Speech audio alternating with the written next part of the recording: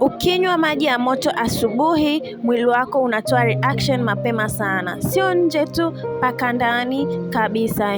Maji ya moto yanapita kwenye tumbo ambalo liko empty, na tumbo linasaidia kurelax, sababu maji ya moto yanasaidia kuongeza flow ya damu, na ikiongeza flow ya damu ni rahisi sana kwenye kusaidia mmeng'enyo wa chakula.